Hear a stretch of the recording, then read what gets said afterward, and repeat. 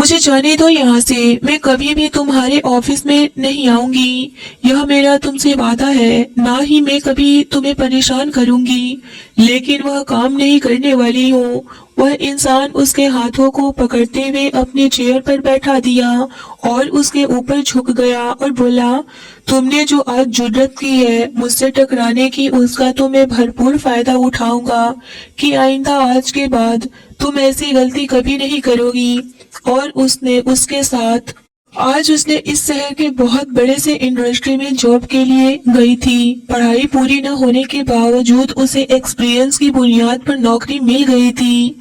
वह तो अभी इंटर्न थी, क्योंकि पढ़ाई के बीच ही उसने कंप्यूटर के अलग अलग कोर्सेज भी कर चुकी थी। इसी फील्ड से जॉब करना उसकी मजबूरी थी, क्योंकि 3 साल पहले जब उसके मम्मी पापा उसके नाना के यहाँ जा रहे थे तो वही एक हादसे का शिकार हो गए। इस भरी दुनिया में उसकी एक बुआ कादम्बरी के सिवा कोई नहीं था। कादम्बरी के खुद ही 2 बेटी और 1 बेटा था। वह भी मजबूरन उसे अपने साथ लेकर के गई, लेकिन साफ शब्दों में कह दिया था कि अपना खर्चा खुद उठाओ। महंगाई के इस दौर में तुम्हारे फूफा जी थोड़ा बहुत पैसे ही कमा पाते हैं और खुद हम लोग गुजारा करते हैं। तो मजबूरन उसे अपनी पढ़ाई अधूरी छोड़कर जॉब के लिए निकलना पड़ा।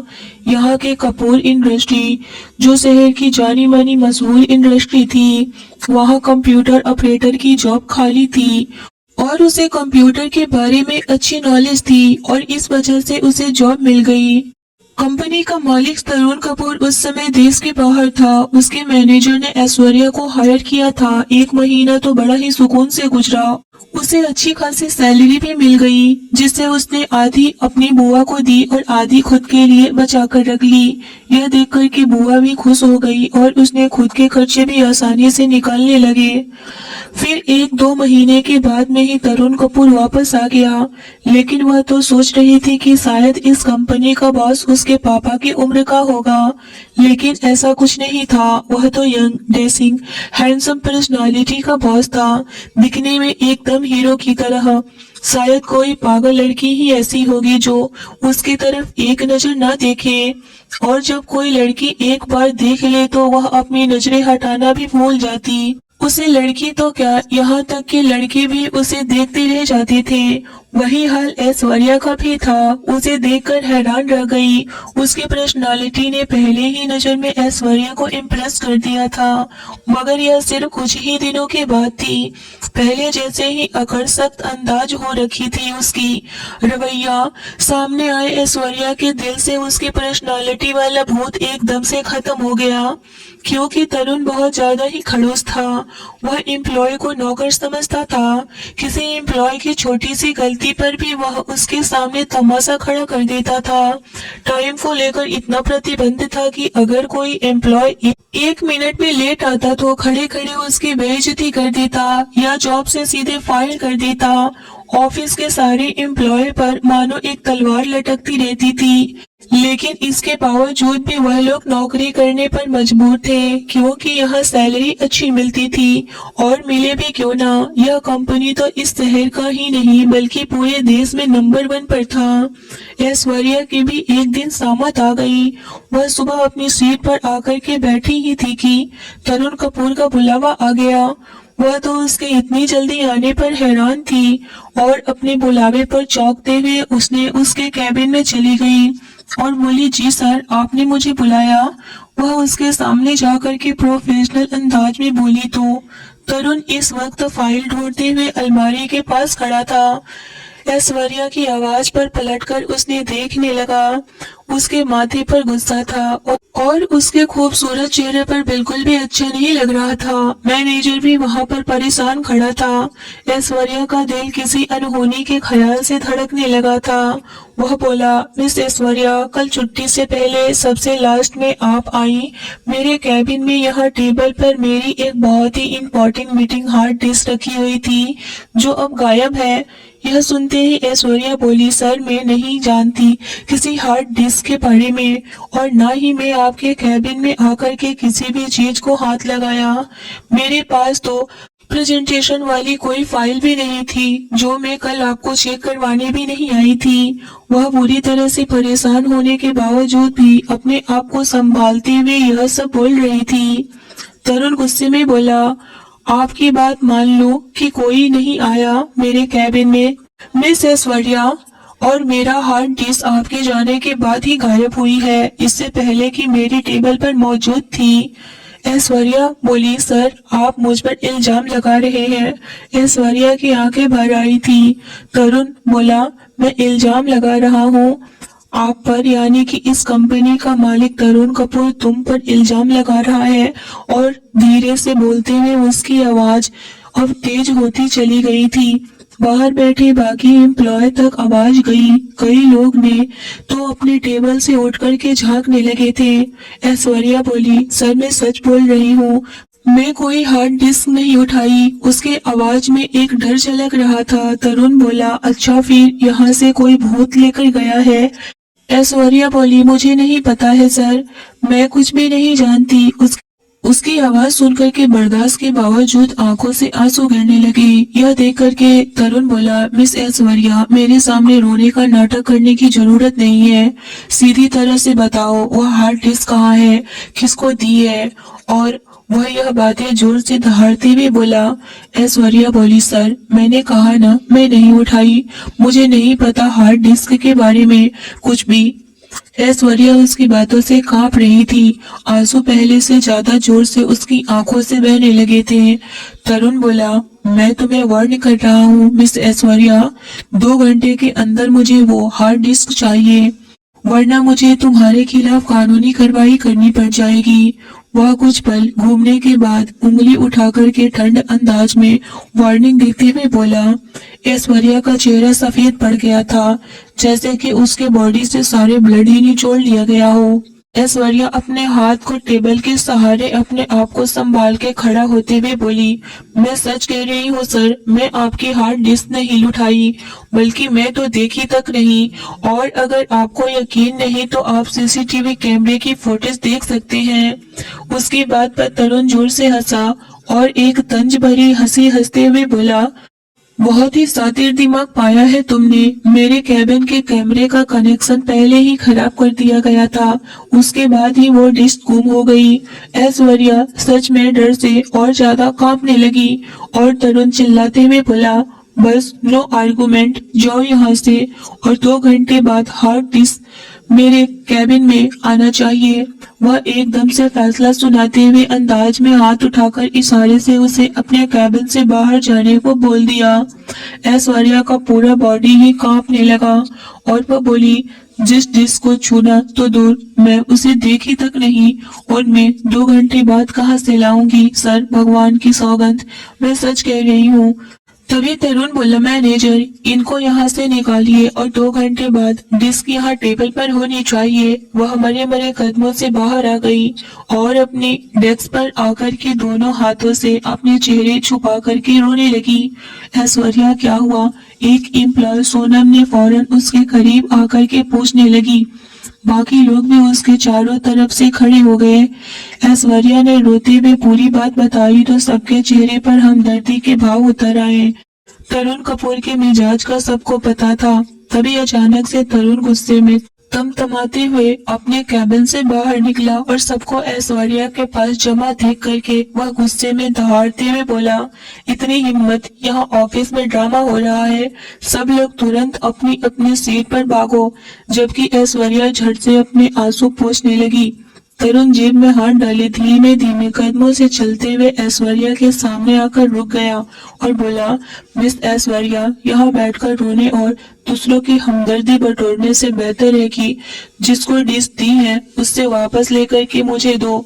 नौकरी भी नहीं बच पाएगी और इज्जत भी, वरना याद रखना, अगर फाइल नहीं मिली तो नौकरी ही नहीं, आपकी इज्जत से भी हाथ धो बैठेंगी और मैं अभी पुलिस बुला करके तुम्हें अरेस्ट भी करवा सकता हूँ। ऐश्वर्या ने कुछ पल तक सर झुकाए दांत पीसते हुए आंसू रोके खड़ी थी, फिर अचानक खड़ी हुई। उसकी आंखों में अब आंसुओं से ज्यादा गुस्सा और आत्मसम्मान था। वह बोली, बस बहुत हो गया सर। मैं ऐसी नौकरी पर लानत करती हूँ जहाँ झूठा इल्जाम लगा करके मुझे बार बार जलील किया जा रहा हो। मैं अभी इसी वक्त रिजाइन दे रही हूँ। यह सुनते ही तरुण की आंखों में गुस्से की लहर दौड़ गई। उसने हाथ उठाकर धमकी भरा लहजे में बोला, मेरी डिस्क मेरे हवाले किए बिना तुम कहीं नहीं जा सकती हो और मैं तुम्हें यहाँ से जाने भी नहीं दूंगा और तुम चाह कर भी मुझसे दूर नहीं जा सकती। अगर ऐसा किया तो मैं पुलिस को बुलाऊंगा और तुम्हें यहाँ से गिरफ्तार कराऊंगा, समझी? मिस ऐश्वर्या, तो मेरे किसी दुश्मन से मिली हुई हो, मेरे ऑफिस की जरूरी डॉक्यूमेंट्स किसे भेज रही हो, यह मैं तो पता लगा कर ही रहूंगा। मगर उससे पहले मुझे अपनी हार्ड डिस्क चाहिए, हर हाल में चाहिए। सिर्फ 2 घंटे के अंदर। आपके पास 2 घंटे हैं, नहीं तो आप जेल जाएंगी। धमकी भरी लहजे में अपनी बात कहकर के तरुण वहां से चला गया। उसकी बातों को सुनकर के ऐश्वर्या बेहाल हो चुकी थी। उसके पैर कपकपा रहे थे।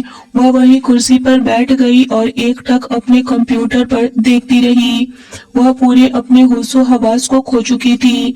वह सोच में पड़ गई, क्या करूं? उसने बगल में बैठी सोनम की तरफ देखते हुए बेबसी से बोली, मैनेजर शर्मा के पास जाकर के विनती करो। अगर वह मान गए तो शायद कपूर सर को पुलिस इन्वॉल्व करने से रोक ले। सोनम ने उसे मशवरा दिया। कुछ पल सोचा, फिर वह तेजी से उठी और मिस्टर शर्मा के कैबिन में चली गई। किसी तरह से वह इस मुसीबत से निकलना चाहती थी। मिस्टर शर्मा उसे देख करके चौंक गए और बोले, तुम यहाँ क्या कर रही हो?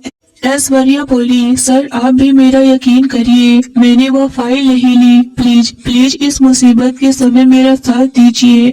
मैं बुरी तरह से फंस चुकी हूँ। आप प्लीज कपूर सर को मनाइए कि वह पुलिस को इस मामले में इन्वॉल्व ना करे। रही बात हार्ड डिस्क की, तो मैं खुद उसे ढूंढने में मदद करूंगी, भले ही मुझे पूरा दिन क्यों ना लग जाए, मगर वह हार्ड डिस्क जरूर ऑफिस में ही होगी। मैं खुद हर जगह जाकर के ढूंढ लूंगी, बस आप मेरा यकीन कर लीजिए। ऐश्वर्या की बातों को सुनकर के मिस्टर शर्मा ने बेहद आराम से कहा, टेंशन की कोई बात नहीं है मिस ऐश्वर्या। वह हार्ड डिस्क सर के घर में ही पड़ी हुई थी। कुछ देर पहले ही उन्हें पता चल चुका है कि अब आपको परेशान होने की कोई जरूरत नहीं है। आप जाकर अपना काम कीजिए। यह कहकर के नॉर्मल अंदाज में अपने बजते हुए फोन की तरफ मिस्टर शर्मा चले गए और बात करने लगे। वहीं इधर ऐश्वर्या तो हैरान रह गई।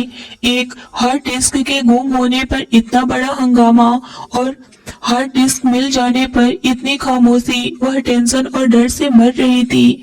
उसकी जान जाने के कगार पर थी और वह इतने बेरहम कि उसे खुद से बताना तक गवारा नहीं किया। गम और गुस्से की एक तेज लहर उसके पूरे वजूद में दौड़ गई। वह गुस्से में सीधा तरुण के कैबिन में गई और बोली, किस मुंह से आप मेरा सामना करेंगे? वह नफरत भरे अंदाज में बोली तो तरुण बोला, क्या कहा तुमने? ऐश्वर्या चिल्लाते हुए बोली, जी हाँ, हार्ड डिस्क गुम हो गया तो आपने सबको चिल्ला करके बताया कि मैं बुरी हूँ। मैं हार्ड डिस्क गुमा दी और जब वह आपके घर में ही मिला तो किसी को कानों कान खबर नहीं। और जो मेरी इतनी इंसल्ट हुई उसका क्या? आपने उसके बारे में एक पल भी नहीं सोचा। मुझे नहीं आपकी यह नौकरी चाहिए और ना ही यह बकवास ऑफिस। इतना कहकर के वह कैबिन से बाहर जाने लगी, तभी रुकी और मुड़कर बोली, मेरा रेजिग्नेशन लेटर मिल जाएगा। इतना कहकर के वह कैबिन से बाहर चली गई और वही तरुण कपूर उसे जाते हुए देखते रह गया। वह घर पहुंच करके उसने कादम्बरी से सारी बातें बता दी। यह सुनकर के कादम्बरी परेशान हो गई और बोली, अरे तुम इतनी अच्छी तनख्वाह वाली नौकरी छोड़कर आ गई, अगर कहीं और नौकरी न मिले तो? ऐश्वर्या बोली, बुआ भगवान है ना कहीं तो नौकरी मिल ही जाएगी। उसने टूटे हुए मगर विश्वास भरे लहजे में कहा। फिर अगले दिन वह नौकरी की तलाश में निकल पड़ी। अलग अलग जगह पर इंटरव्यू देने के बाद जब थकी हारी घर लौटी तो बुआ को खुश देख करके चौंक पड़ी। वह बोली, क्या बात है बुआ, आप इतनी खुश क्यों लग रही हैं? कादम्बरी बोली, ऐश्वर्या तुम्हारे लिए एक बहुत ही अच्छा सा रिश्ता आया है। बहुत अच्छे लोग हैं, लड़का पढ़ा लिखा है, अपना कारोबार है उसका। तुम देखो तो सही, लड़का भी कितना खूबसूरत है। अपनी बुआ की बात सुनकर ऐश्वर्या बोली, बुआ अभी शादी, लेकिन मैं शादी नहीं करना चाहती। उसकी बुआ कहने लगी, एक बार यह तस्वीर तो देखो। और वह फोटो ऐश्वर्या के हाथों में थमा दी। उसमें लड़का अपने दादा के साथ में बैठा हुआ था। लड़का तो हैंडसम, सलीकेदार था। उसके होठों पर सजी हल्की सी मुस्कान उसे और भी अट्रैक्टिव बना रही थी। यह देख कर के ऐश्वर्या का दिल एक पल को जोर से धड़क उठा। उसकी आंखें चमक उठी। ऐश्वर्या के चेहरे पर ब्लश करने लगा। सचमुच लड़का काफी हैंडसम था और उसके हाव भाव सब बता रहे थे कि वह एक अमीर परिवार से ताल्लुकात रखता था। वह बोली, बुआ यह तो अमीर लोग हैं, हम इनके स्टेटस के नहीं हैं, तो फिर यह हमारे जैसे मिडिल क्लास लोगों में रिश्ता क्यों करना चाहते हैं। उसने हैरानी से कहा तो उसकी बुआ बोली, अरे बेटा, बात ऐसा है कि मेरी एक दोस्त ने तुम्हारी फोटो ही इन लोगों को दिखाई तो यह लोग तुम्हें पसंद कर लिए और तुरंत रिश्ते के लिए हाँ बोल दिए। बुआ ने हंसते हुए बताई तो ऐश्वर्या बोली, लड़के का नाम क्या है। कादम्बरी मुस्कुराते हुए बोली, अरे लड़के का नाम तो बहुत बढ़िया है, आरव कुमार। और तुम बताओ, मैं रिश्ते के लिए हाँ कर दूं। देखो बेटा, बहुत अच्छे हैं, अमीर लोग हैं, दहेज के लिए भी साफ इनकार कर दिया है। अपनी बुआ की आवाज में उत्साह और खुशी देखकर वह इतना तो जान गई थी कि यह रिश्ता अच्छा है और हाथ से जाने नहीं देना चाहती थी। वह बोली, ठीक है बुआ, आपको जैसा सही लगे आप वैसा ही करिए। ऐश्वर्या ने सब कुछ अपनी बुआ पर छोड़ दिया। वैसे भी लड़के में कोई कमी नजर नहीं आई थी, इसीलिए वह ज्यादा कुछ बिना सोचे विचारे ही हाँ बोल दी थी। रात के खाने के दौरान जब उसे पता चला कि 2 दिन के बाद ही उसकी शादी है तो ऐश्वर्या एकदम से चौंक गई और बोली, इतनी जल्दी शादी बुआ। उसने परेशान होकर के पूछा तो उसकी बुआ बोली, अरे बेटा, लड़के को दुबई जाना है, इसीलिए जल्दी कर रहे हैं और अगर देर करने पर रिश्ता ही हाथ से न निकल जाए और कहीं वह लोग मना ही न कर दें। ऐसे रिश्ते किस्मत से मिलते हैं। अपनी बुआ की बात सुनकर के वह खामोश हो गई। दिन गुजरते गए और उसकी शादी में 1 दिन बचा था। उसके ससुराल वालों ने शॉपिंग के लिए अच्छी खासी रकम भिजवा दी थी। कादम्बरी उसे लेकर सारी शॉपिंग भी करवा दी थी। तभी मैनेजर शर्मा का फोन आ गया। ऐश्वर्या बोली, जी क्या कहना है आपको, अब क्या बाकी रह गया है। मिस्टर शर्मा बोला, मिस ऐश्वर्या, आपका जो भी पेमेंट है वो आज आप आकर के क्लियर कर लीजिए।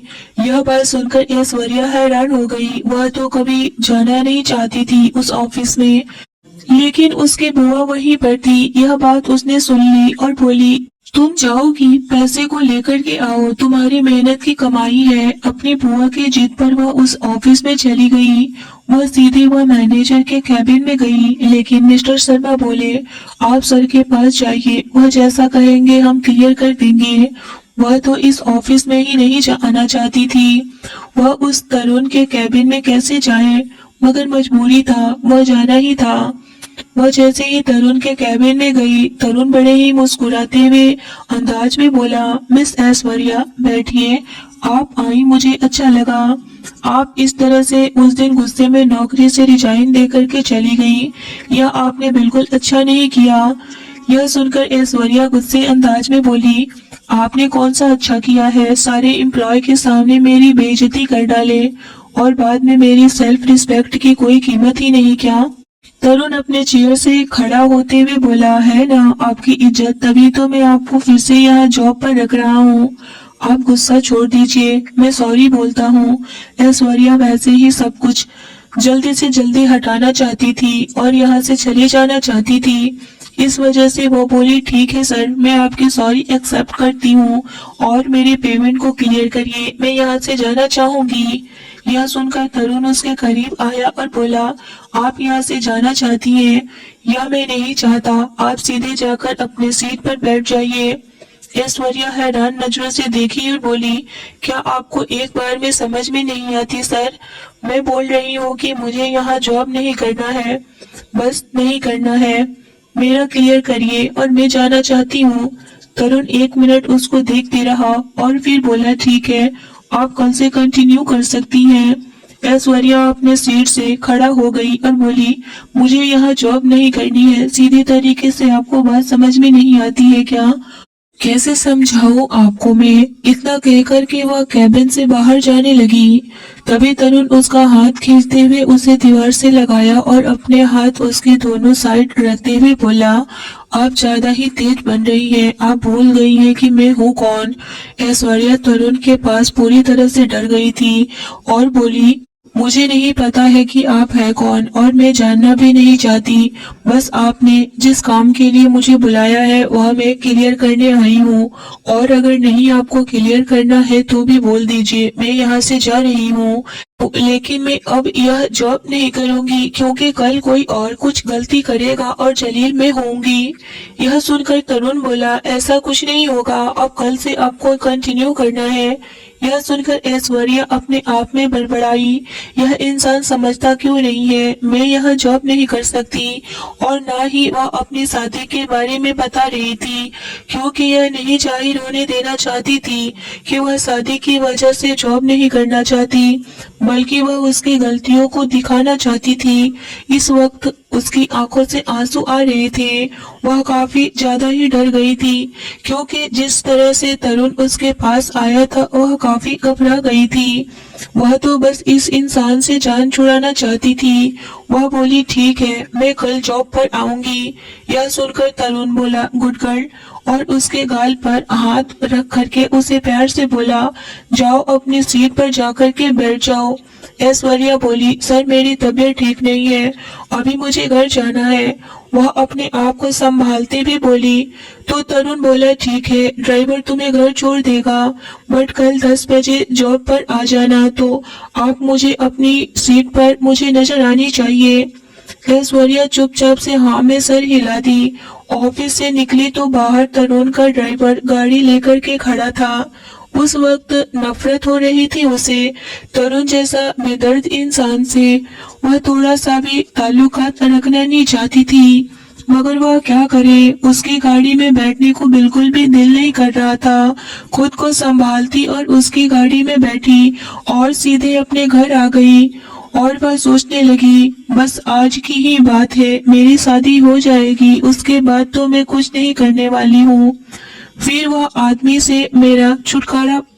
यह सोचते हुए वह सुकून की सांस ली। जैसे वह घर आई उसकी बुआ बोली, इतनी देर हो गई? तो ऐश्वर्या बोली, एक्चुअली बुआ, जब मैं ऑफिस पहुंची तो हिसाब किताब वाला काउंटर किसी जरूरी काम से जा चुका था। उन्होंने कहा कि मैं पैसे घर भिजवा दूंगा। कादम्बरी बोली, चलो ठीक है, यह तो सही है। उसके चेहरे पर लालच से भरी संतुष्टि आई थी। वह खुश थी क्योंकि उसे भरोसा था जब पैसे आएंगे तो ऐश्वर्या तो शादी करके अपने ससुराल जा चुकी होगी और सारे पैसे उसके हाथ में ही आएंगे।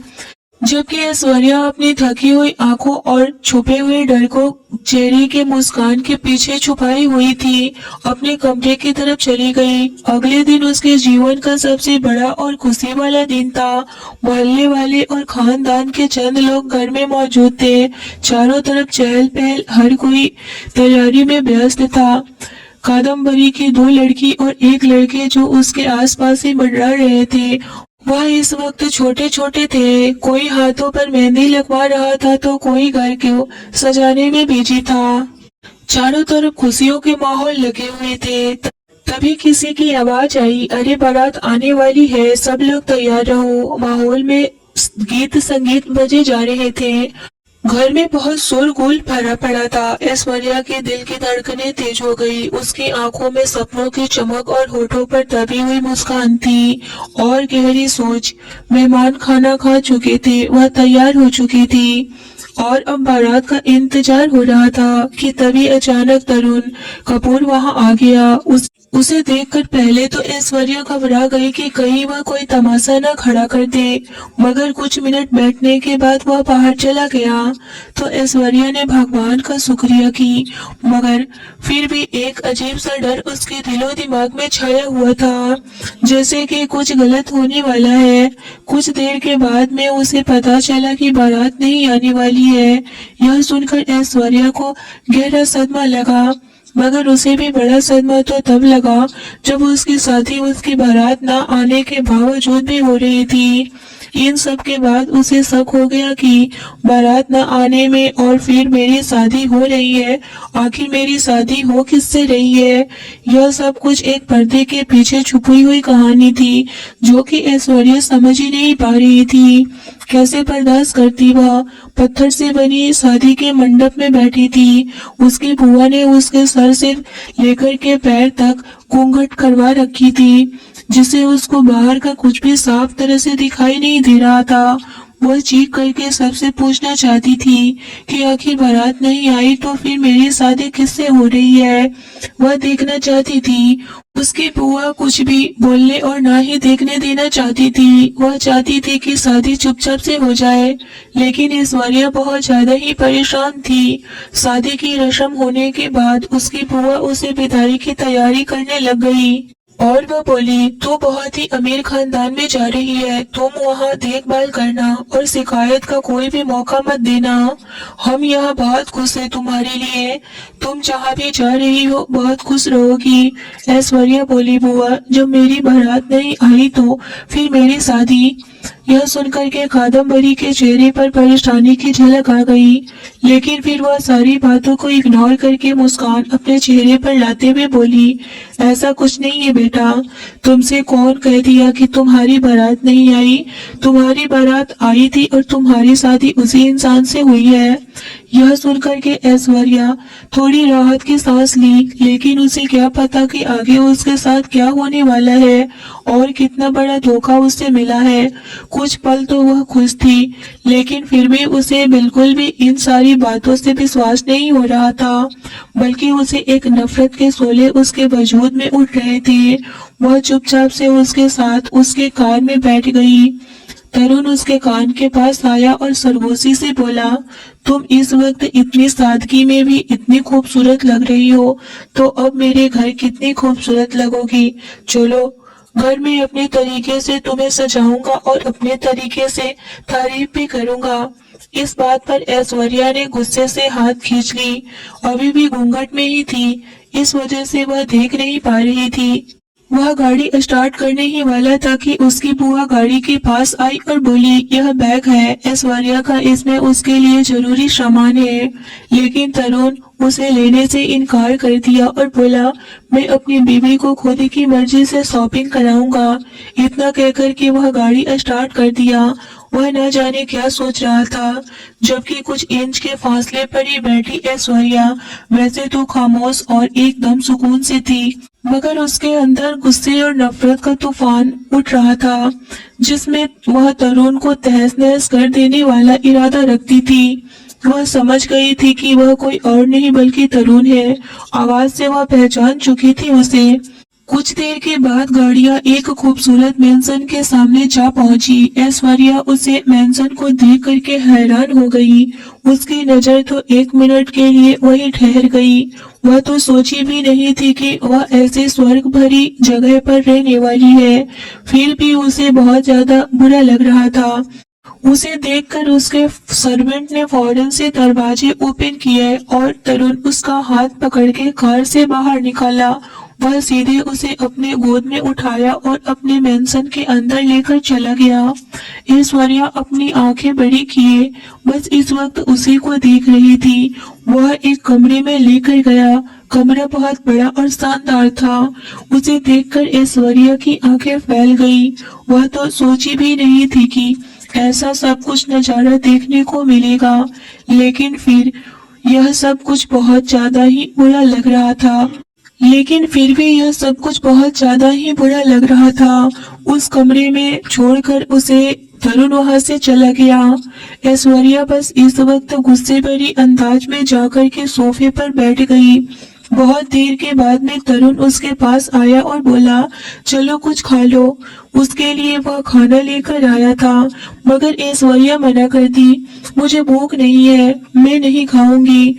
ऐश्वर्या के गुस्से को वह बहुत ही अच्छी तरीके से समझ रहा था, मगर फिर भी वो उसके करीब जाकर के बैठा और बोला, प्लीज कुछ खा लो, कल से पता नहीं तुमने कुछ खाया भी है या नहीं। फिर भी ऐश्वर्या ना में सर हिलाई और वहां से उठने लगी तो तरुण ने उसका हाथ पकड़ के फिर से उसे बैठाया और बोला, चुपचाप से खा लो वरना।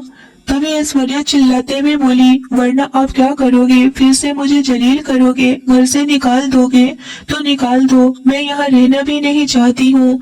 यह सुनकर के तरुण बोला, ऐसा कुछ नहीं है, मेरा ऐसा बिल्कुल भी मतलब नहीं था, तुम कहोगे तो मैं इस कमरे में आऊंगा भी नहीं। अब चुपचाप से खाओ और आराम से रहो, मैं जाता हूँ। वह वहां से चुपचाप से चला गया। यह देखकर और सुनकर ऐश्वर्या हैरान हो गई कि आखिर ये इंसान चाहता क्या है। इसने मुझसे शादी की आखिर क्यों, और यह मुझसे कुछ कर भी नहीं रहा है, सीधा चुपचाप से चला गया। क्या मैं गलत सोच रही हूँ? आखिर उसने मुझसे शादी क्यों किया? मेरे घर वालों ने इससे शादी क्यों करवाया? वह लड़का जो मेरे लिए तय किया गया था उसका क्या हुआ?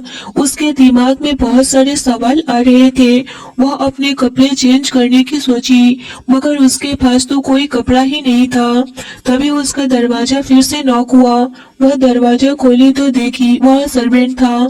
वह बोला, मैडम आपके लिए सर ने कपड़े भिजवाए हैं।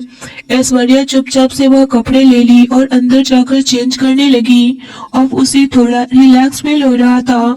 कमरों को अच्छी तरह से देखने लगी। सब कुछ बहुत ही परफेक्ट तरीके से रखा गया था। वह बेड पर आई और बैठी। बेड भी बहुत ज्यादा ही कंफर्टेबल लग रहा था। तभी उसे कुछ आवाज सुनाई दी। वह दरवाजे से कान लगा करके सुनने की कोशिश की तो दो सर्वेंट आपस में बातें कर रहे थे कि यह सर तो शादी करना नहीं चाहते थे लेकिन इस लड़की को शादी करके लेकर आए। दूसरा सर्वेंट बोला, लेकिन सर ने तो अच्छा किया, इस लड़की से शादी कर लिया, वरना पता नहीं इस लड़की का क्या होता। इसके घर वाले तो इस लड़की को बेचने के कगार पर लगे हुए थे। हमारे सर कितने अच्छे हैं कि इस लड़की को बचा लिए उस बुढ़े से और खुद शादी कर लिया। यह सुनकर ऐश्वर्या के पैरों तले से जमीन ही खिसक गई। वह तो कभी सोची भी नहीं थी कि ऐसा कुछ हो सकता है। उसके घर वाले यानी उसकी बुआ ऐसे कर सकती है पैसों के लिए। वह परेशान थी। फिर भी शादी के थकावट की वजह से उसे नींद आ गई थी और वह बेड पर सो गई। कुछ देर में उसके कमरे में किसी की आने की आहट हुई। वह कोई और नहीं बल्कि तरुण था। तरुण दरवाजा खोला तो देखा ऐश्वर्या बड़े ही आराम से उसके कमरे में उसके बेड पर सो रही थी। एक पल उसे देखकर सुकून मिला और वह वहां से चला गया। तरुण के घर में आए हुए ऐश्वर्या को 2 दिन हो गए थे लेकिन ऐश्वर्या तरुण से बिल्कुल भी बात नहीं करती थी। जब भी तरुण बात करने की कोशिश करता तो वह बार बार वही ऑफिस वाली बात लेकर उससे बहस करने लगती। तरुण उसे समझाने की कोशिश कर रहा था लेकिन एक दिन वह चिल्लाते हुए बोली, आप मुझसे दूर रहिए, मेरी आपसे शादी धोखे से हुई है। यह मत समझिए कि मैं आपको अपना पति मानती हूँ। यह सुनकर के तरुण को भी बहुत गुस्सा आया और वह चीखते हुए उसके हाथों को पकड़ लिया और बोला, तुम जिस धोखे की बात कर रही हो मैं धोखा नहीं, तुम्हारे घर वाले ने तुम्हें धोखा दिया है। यह सुनकर उसकी आंखें फैल गई और वह बोली, आप कल भी झूठे थे और आप आज भी झूठ बोल रहे हो। मुझे सब समझ में आता है, आपको बस मुझ पर चिल्लाने आता है। आप तो हमेशा से अपने से छोटे लोगों को नौकर समझते हैं। अभी वो आगे बोली ही थी कि तरुण अपना हाथ उठा लिया। यह देखकर ऐश्वर्या सोफे पर बैठकर फूट फूट कर रोने लगी। उसको ऐसे रोते हुए देखकर तरुण अफसोस करने लगा। उसको ऐसे नहीं बोलना चाहिए था। फिर भी वह उसके पास आया और उसके हाथों को पकड़कर बोला, जो मैं कह रहा हूँ चुपचाप से मेरी बातों को सुनो। तुम्हारी बुआ और तुम्हारे फूफा तुम्हारी शादी धोखे से करवाना चाहते थे। तुम्हें जिस लड़के की फोटो दिखाई गई थी उस फोटो में वो बुढ़ा आदमी था। वह कोई उस लड़के का दादा नहीं था बल्कि उस बूढ़े आदमी के साथ ही तुम्हारी शादी होने वाली थी। यह सुनकर ऐश्वर्या भरी नजरों से तरुण को देख रही थी और बोली, आप फिर से झूठ बोल रहे हैं। यह सुनकर तरुण बोला, मैं तुम्हें पूरे सबूत के साथ में सब कुछ प्रूव कर सकता हूँ, बस तुम मेरी बात तो सुनो। ऐश्वर्या बोली, मुझे नहीं सुनना है अभी वो बोल ही रही थी कि तरुण ने अपने फोन में कुछ दिखाने लगा। उसे देखकर ऐश्वर्या की आंखें तो हैरानी से फैल गई। वह विश्वास ही नहीं कर पा रही थी कि ऐसा भी हो सकता है। उस फोन में वीडियो था, उसमें उसकी बुआ और फूफा भी थे। उस बूढ़े आदमी से बातें कर रहे थे कि ऐश्वर्या को और पन्ना लाल बुड्ढे से शादी करवा देंगे और वह बुढ़ा आदमी करोड़ों रुपए उन दोनों को देगा और वह आदमी ऐश्वर्या के साथ शादी करता और फिर उसके साथ रातें रंगीन करता और फिर उसे अपने धंधे में लगा देता। यह सुन करके और देखकर ऐश्वर्या के पैरों तले से जमीन ही खिसक गई। वह यह सब देखकर वही जमीन पर बैठ गई और फूट फूट कर रोने लगी। उसे इस तरह से रोते हुए देख करके तरुण उसके करीब जमीन पर बैठ गया और बोला, तुम्हें क्या लगता है कि मैं हमेशा झूठ ही बोलता हूँ? यह देखो, जिस दिन तुम ऑफिस में आई थी उसी दिन मुझे पता था कि तुम्हारी शादी होने वाली है। तभी तो मैं मिस्टर शर्मा से फोन करवाया ताकि तुम सैलरी लेने के बहाने आओ और तुम फिर से जॉब ज्वाइन कर लो ताकि तुम्हारी शादी ना हो पाए और तुम उन सब से बच जाओ। लेकिन फिर भी तुमने मेरी एक नहीं सुनी। मजबूरन मुझे ऐसा कुछ करना पड़ा जिसकी वजह से आज वो बुढ़ा हॉस्पिटल में जिंदगी और मौत के बीच में लड़ रहा है। मैं तुम्हें किसी और के साथ में नहीं देख सकता और ना ही तुम्हारे साथ कुछ बुरा हो यह देख सकता हूँ। इतना सुनना था कि ऐश्वर्या उसे नजर उठा करके देखने लगी। तरुण बोला, हाँ तुम सही सोच रही हो, मैं तुमसे प्यार करने लगा हूँ और वो भी पहली नजर में ही। तुम क्या सोचती होगी उस दिन में जो हर डिश के लिए तुमसे बहस किया था वह एक मामूली बहस था। जी नहीं, वह डिश सच में मेरी गुम हो चुकी थी और अगर मैं तुम्हें सुनाता नहीं तो शायद कोई तुम्हारा बहुत ज्यादा फायदा उठाता और नुकसान मुझे होता। भले ही तुम जॉब छोड़कर चली गई, मुझे प्रॉब्लम नहीं थी, लेकिन तुम्हारा औरों के सामने जलील होना मुझे बहुत ज्यादा तकलीफ देती। मैं जिस दिन आया और तुम्हें पहली बार देखा उसी दिन मुझे तुमसे प्यार हो गया था।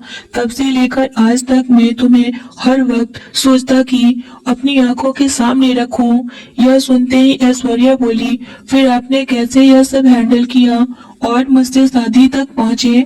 तरुण अच्छे से जमीन पर बैठ गया और मुस्कुराते हुए बोला, सुनना चाहती हो तो पहले अपनी आंखें साफ करो और चुपचाप से मैं खाना लेकर आता हूँ, खा लो।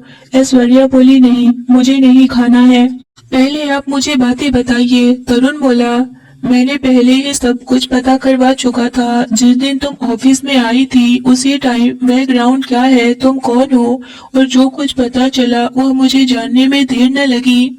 तुम्हारे घर वाले कितने लालची और बिगड़े हैं। मुझे पहले से पता था कि तुम्हारी जॉब जाने के बाद में कुछ न कुछ वह लोग ऐसा करेंगे जिसे वह मोटी रकम हासिल कर सके। फिर वह शादी वाला खेल खेलने लग गए। वह बूढ़ा तुम्हारा फोटो देखकर पागल हो गया था और तुम्हें नशे की दवाई दिलवा करके तुम्हारे बुआ और फूफा से वह रात को तुम्हारे साथ बहुत गंदी हरकतें करने की कोशिश करने लगा था। मेरी नजर दिन रात तुम्हारे पर थी क्योंकि मैंने कुछ आदमी लगा रखे थे तुम्हारे घर के आसपास। मेरे कुछ आदमी वहां पहुंच गए और उस बुढ़े को बहुत मारा और यह बात शादी के एक दिन पहले की थी। इस बात का तुम्हें बिल्कुल भी होश नहीं था और ना ही तुम्हारे घर वाले तुम्हें भनक तक लगने दिए। तुम्हारी बुआ और फूफा भी इस वक्त जेल में है और इन सब चीजों को लेकर के तुम बहस मत करना मुझसे। तुम्हारी बुआ के बच्चे महफूज हैं, उसकी तुम बिल्कुल भी टेंशन नहीं लेना। फूफा की बहन उन्हें संभाल रही है। इसके अलावा तुम अब कहीं नहीं जाने वाली हो, तुम मेरे साथ यही रहोगी और तुम्हें कोई यहाँ से नहीं ले जा सकता है। वह बुढ़ा लड़कियों की तस्करी करता है। नई लड़कियों को देखकर वह पहले अपनी रातें रंगीन करता है, फिर उसके बाद उन्हें इस दलदल में धकेल देता है। मैं नहीं चाहता था कि तुम। अभी वह बोल ही रहा था कि ऐश्वर्या उसे गले से लग गई और बोली, सॉरी सर, मुझसे गलती हो गई। तरुण पूरा हक्का बक्का हो गया और वह समझ भी नहीं पा रहा था कि वह क्या ही करे, लेकिन ऐश्वर्या उसके गले लगी उसको भी एक अलग ही फीलिंग्स हो रही थी। वह नहीं सोचा था कि ऐश्वर्या उसके पास इतनी जल्दी आ जाएगी और उसकी बाहों में वह भी टाइटली उसे पकड़ लिया और बोला, ऐश्वर्या, तो आज से हम पति पत्नी हुए। ऐश्वर्या हाँ में सर हिलाई और उसे अपनी गोद में उठाया और बेड पर लेटा दिया और बोला, तुम सो जाओ, मैं दूसरे रूम में जाता हूँ। अभी वो आगे बढ़ा ही था कि ऐश्वर्या ने उसके हाथों को पकड़ ली और बोली, नहीं, पति पत्नी तो एक साथ होना चाहिए, आप दूसरे रूम में क्यों? इतना सुनकर तरुण के खूबसूरत से चेहरे पर स्माइल आ गई और वह ऐश्वर्या के ऊपर बादलों की तरह छा गया और उसके लिप्स पर अपने लिप्स रखकर उसे पैशनेटली किस करने लगा। उसका प्यार इतना गहरा था कि ऐश्वर्या की बॉडी से हर उठे थे। वह ऐश्वर्या की बॉडी पर अपने हाथ सितारों की तरह फिराए जा रहा था। उस रात दोनों सरगोशी की आलम में थे। एक पति पत्नी प्यार भरी बातें और साथ पाकर खुश थे। सुबह होते ही तरुण ने आंखें खोलकर ऐश्वर्या को देखा, जो ऐश्वर्या सोते हुए बहुत ज्यादा खूबसूरत लग रही थी। उसके माथे को किस किया और बोला, गुड मॉर्निंग स्वीट हार्ट, चलो आज तुम्हें भी ऑफिस जाना है। ऐश्वर्या ऑफिस के नाम पर आंखें खोली और बोली, नहीं, मैं नहीं जाऊंगी, मुझे वहाँ अभी। वह बोली ही थी कि तरुण उसके लिप्स पर किस कर दिया और बोला, ना, नहीं चलना है, ठीक है, नहीं चलते हैं, लेकिन फिर से प्यार करते हैं। इतना सुनकर ऐश्वर्या की आंखें बड़ी हो गई और बोली, ठीक है, चलते हैं ना। तरुण बोला, इंट्रोड्यूस करवाना है अपनी बीवी को सबके सामने, तभी तो पता चलेगा कि उस कंपनी की मालकिन कौन है, वरना मेरे पीछे लड़कियों की कमी नहीं है, बहुत लड़कियां हैं और मैं ये नहीं चाहता कि मैं अपनी पत्नी की जगह किसी और को दूं। क्या तुम्हें अच्छा लगेगा मेरी बीवी? इतना कहकर के उसे अपनी बाहों में जकड़ लिया। ऐश्वर्या बोली, ऐसा सोचिएगा भी मत, वरना जान ले लूंगी और मुझे छोड़िए, मुझे तैयार होना है। और वह फौरन से उठी और रेडी होकर के दोनों ऑफिस पहुंच गए। ऑफिस में सारे एम्प्लॉय तरुण कपूर को लड़की के साथ देखकर हैरान हो गए। किसी को भी नहीं पता था कि तरुण शादी कर चुका है, क्योंकि उनकी शादी बहुत ही सीक्रेट तरीके से हुआ था। लेकिन वह अपनी शादी का रिसेप्शन बहुत ही ग्रैंड बनाना चाहता था और वह सारे ऑफिस के एम्प्लॉय को भी इनवाइट किया और बोला, सबको आना है, मेरी रिसेप्शन 2 दिन के बाद ही है। तरुण और ऐश्वर्या की रिसेप्शन पार्टी भी हुई और वह भी ग्रैंड लेवल पर। तो यह थी ऐश्वर्या और तरुण कपूर की रोमांटिक स्टोरी। आपको कैसी लगी मुझे जरूर बताइए। चैनल पर पहली बार आए हैं तो जरूर सब्सक्राइब करिए। स्टोरी अच्छी लगी हो तो लाइक करना बिल्कुल ना भूले। Thanks for watching.